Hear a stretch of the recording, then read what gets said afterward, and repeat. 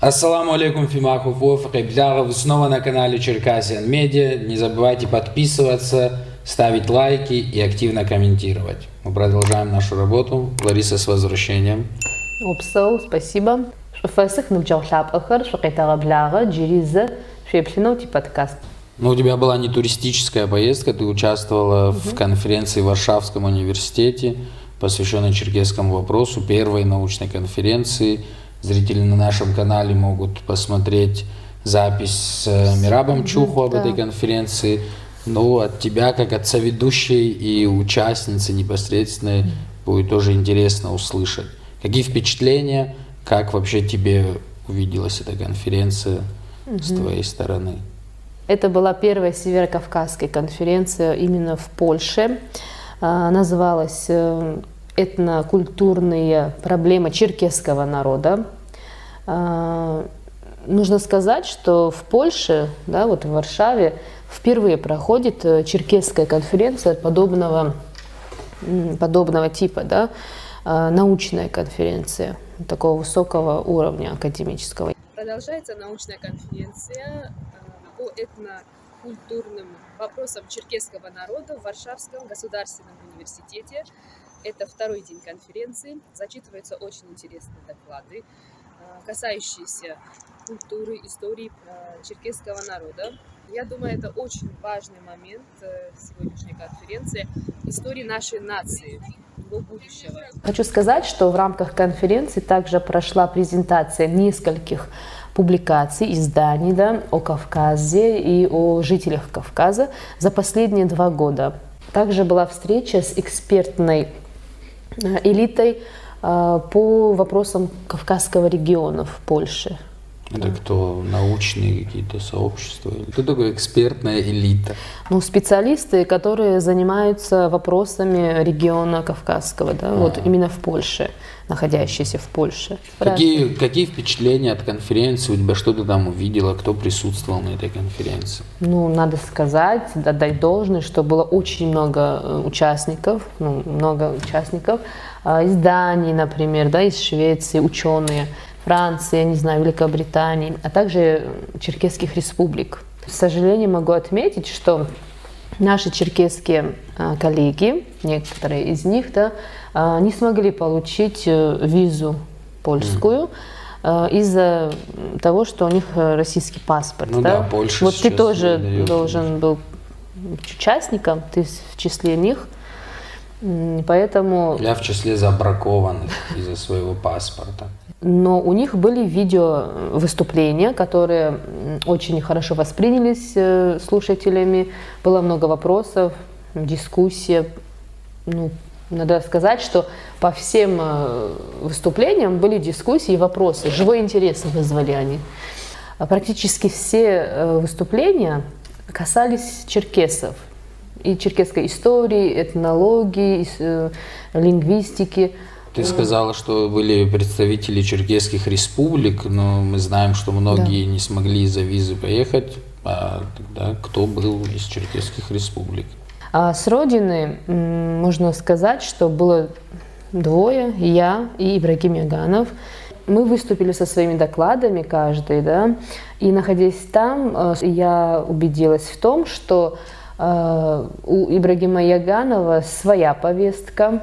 То есть ты хочешь сказать, что то, что мы сегодня поняли, исходя из последних выступлений, ты увидела это там в Польше? То есть, когда ты говоришь о другой повестке, я как понимаю, ты имеешь в виду, что то, что Ибрагим декларирует в последнее время, он именно это декларировал в Польше?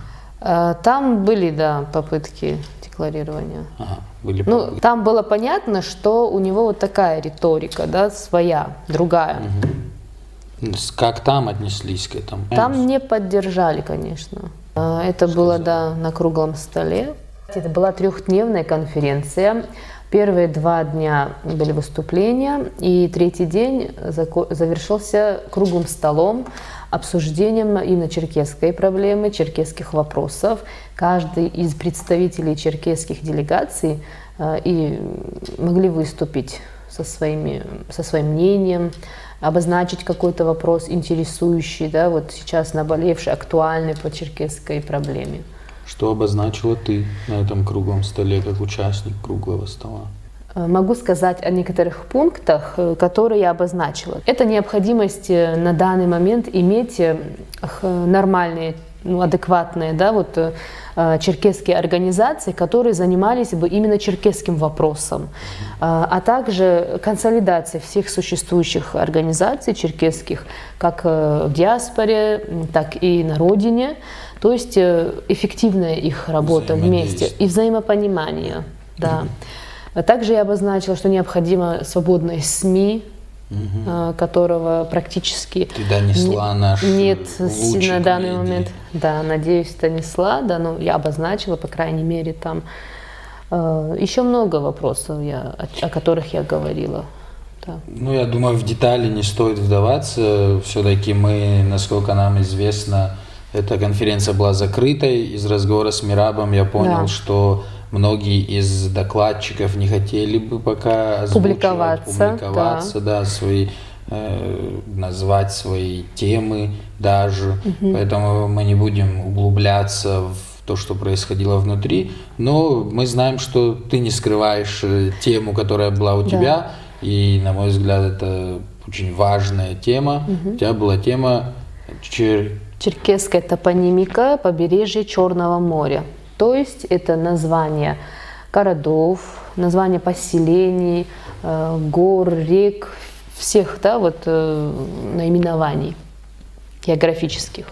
Чтобы понять, о чем был мой доклад, наверное, немножко пару слов о структуре выступления. Да. Доклад был посвящен названиям, как я уже сказала, да, наименованиям географическим, а также заселению, выселению исторической Черкесии. Свой доклад я подкрепила данными, материалами из архива Грузии, Госархива Грузии, где, как мы уже знаем, находится богатая, да, вот, база данных архивных по этой теме. В своем докладе я обозначила такую задачу показать, что все эти, например, топонимы, да, названия городов, поселений, они имеют черкесскую основу, да, то есть раньше они имели черкесское название, а некоторые из них сейчас переименованы, имеют русские названия. Да. Приведу пример. Новороссийск, да, черкесское его название Цамез. Ч, то есть восходит к Ч, это край, по Мирабу Чухот. А Мез это лес, то есть край леса.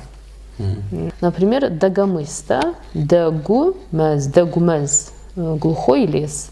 Кроме топонимов, я коснулась еще и гидронимов, то есть это название рек. Я удивилась, насколько много у нас, да, вот все Черноморское побережье, вот эти реки, речки, озера, маленькие какие-то речушки, ручейки, все практически черкесские у всех названия, сохранившиеся. Эти названия сейчас черкесские или они были черкесские? Очень много, которые сейчас черкесские используются. А те, которые были черкесскими, ты где брала их названия? В своей работе я использовала, конечно, данные из архива, также книги Емыковой, Кокова, Миритукова по топонимике. Ну, то есть работают над этим постоянно и есть база, на которой да, наши ученые обращают на эту тему внимание, очень много данных, но могу сказать, что данные разнятся по некоторым топонимам, и невозможно вывести какую-то одну общую формулу. И приходится тебе тоже предлагать свою, да, вот свое видение, свою этимологию этого слова, да, расшифровки. Так что работы много еще в этом направлении. Все впереди. Да? Все впереди. А вот я хотела зачитать и тебе, и зрителям некоторые гидронимы. Например, Аше, Аша, он восходит к черкесскому слову Аша, оружие. Да? Ашеда, который под Лазаревским. Да, по-моему, речка, да. да. Между Река. Сочи и Лазаревской находится. Там Да, река. аул даже есть. Аше, да. Ну, вот по названиям рек, да, вот поселения возле рек, да, Ну да, по названию. одноименные, да, очень много Аша, таких да? одноименных. Аша, да, оружие. Еще приведу пример. Псызуапсе. Псы по-черкесски. Псывода – это хороший, добрый, то есть хорошая, добрая река. Таких очень много расшифровок. Вообще ты собираешься публиковать этот доклад? Или Я собираюсь публиковать, конечно. Вот Аня, в это архиве очень много, знаешь, упоминаний гидронимов черкесских. которые вот, сейчас переименованы, типа, Да, и изменены, переименованы, но они как бы на русский лад они написаны, но черкесское слово, да. Кудепста, кудепс, куда нефть, псы вода, то есть нефтяная река. Вот так переводится. Ну, я думаю, для всех зрителей, кто смотрит из черкесских регионов, из Адыгеи, из Кабарды, это известные названия, да. потому что мало кто не бывал на побережье Черного моря.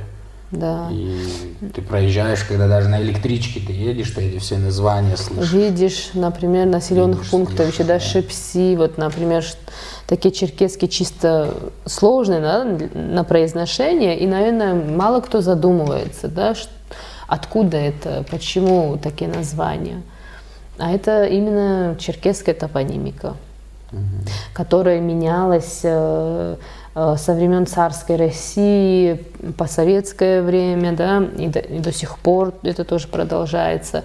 Эти топонимы были или изменены полностью, или переименованы, да, вот, а потом обратно переименованы, или выведены из оборота. Просто не употребляют. Да, просто не употребляются. Но черкесские названия всех пунктов можно найти и нужно, я думаю. Ну, учитывая, что ты говоришь, что много архивных данных, надо над этими архивами работать, надо восстанавливать названия, хотя бы чтобы мы знали, но мы, насколько известно, и ты перечислила несколько книг, над топонимами работают черкесские ученые. Да.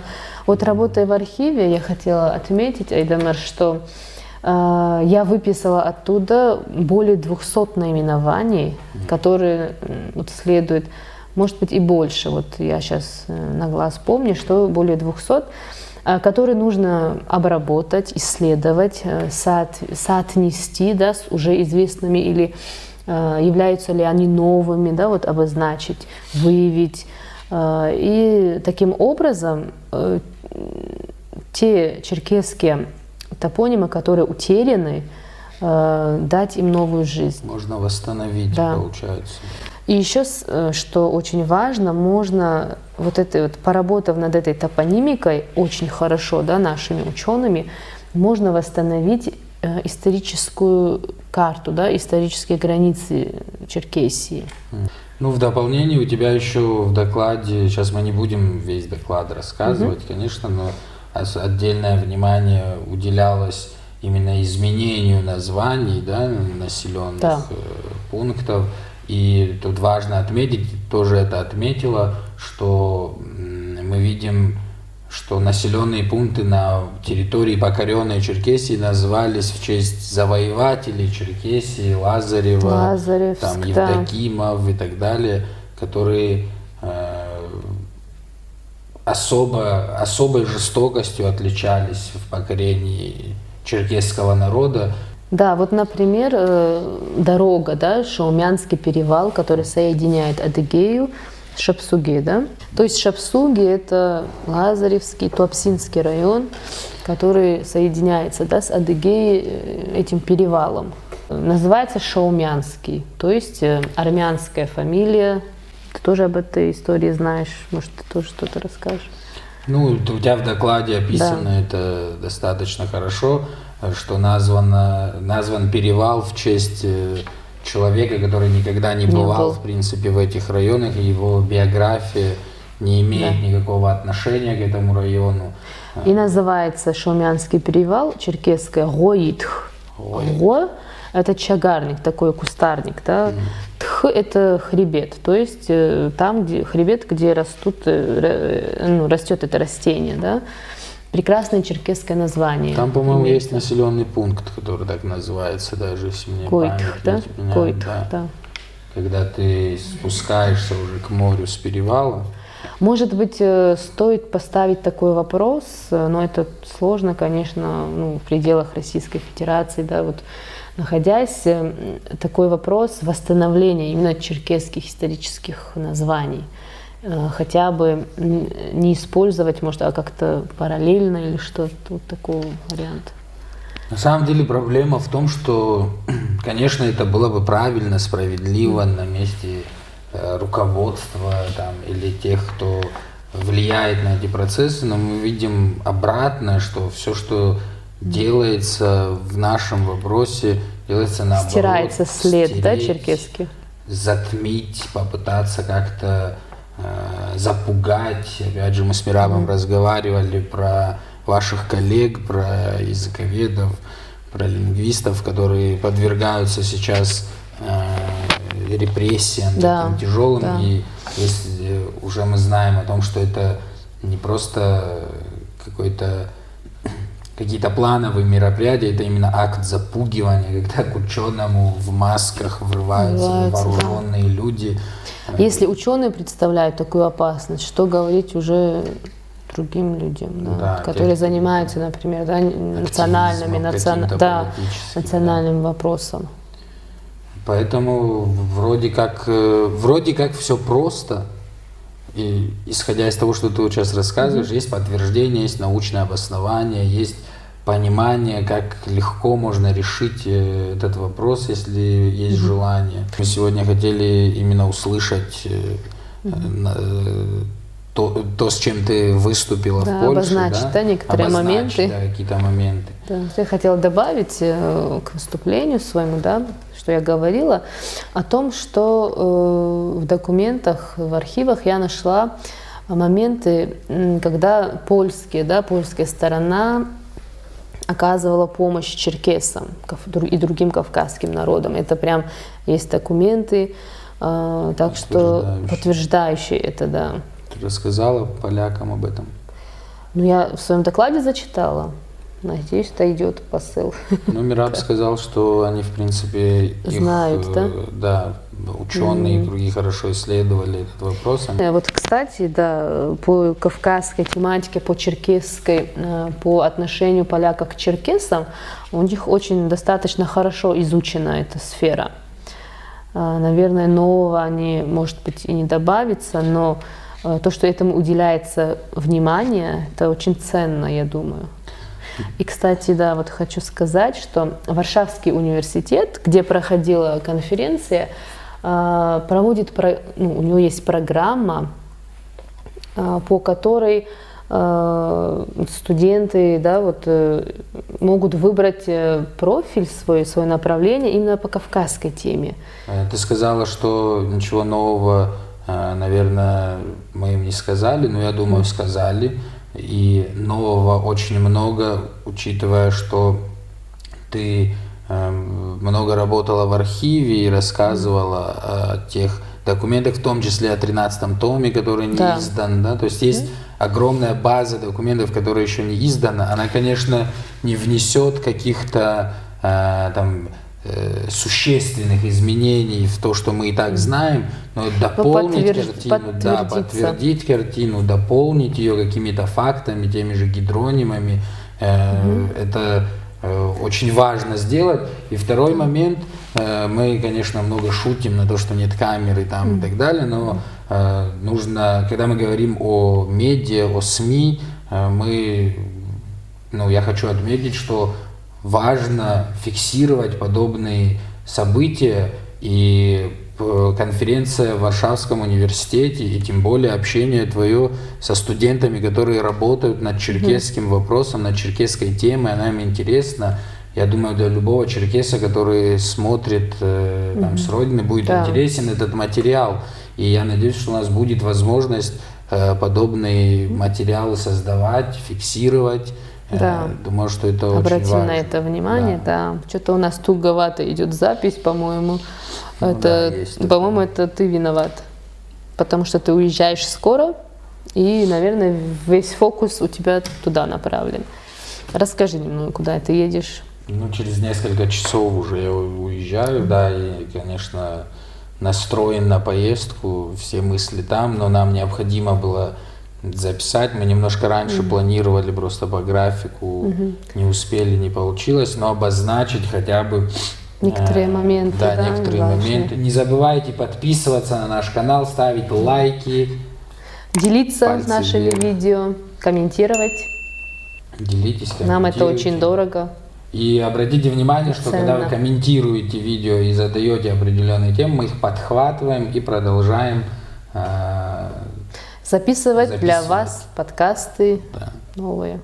Иджириза къегъэлъагъуэм джышнэдзыр зэпсэлъам ӏуэху куэд ипэ зэритри аращ делэжьын хуей зы еплъыкӏэ гуэрэ къыхэдгъэщу, зы гъуэгу къыхэдгъэщу ар зэджэми зы еплъыкӏэ яӏэфынэкъым, ауэ зы вектор Ти тауэ еплъыкӏэхэр зы чӏыпӏэ гуэрхэм щызэтефэхэ хъумэ, ӏофыр дэгъу хъущтэрбэ. Да. Ащ зыщызэтефэрэм ӏофыр нахь кӏэкӏыщт, тызыпылъыр зэкӏэми. Нэхъ щищӏыщӏагъэм де нэхъ упщӏэ кухэм, упщӏэ инхэр къыщытэджым де абдей зэдедгъэщтэн хуей адрей цӏыкӏу фэгухэм нэхъ псынщӏэу дыкӏуэцӏрыкӏын. Узэгурыӏуэщтэбэ. Дэгъух. Фыкъыщӏатхэ хъеркӏэ дызэрылъэгъунэ. Ассаламу алейкум. Хъяркӏэх ныбджэгъухэр джыри тызэӏукӏэн. ويتخزم يكبزر ويبسم خغش سعد الوش زقوة وتكون يحاكي شرشاق وابن خججات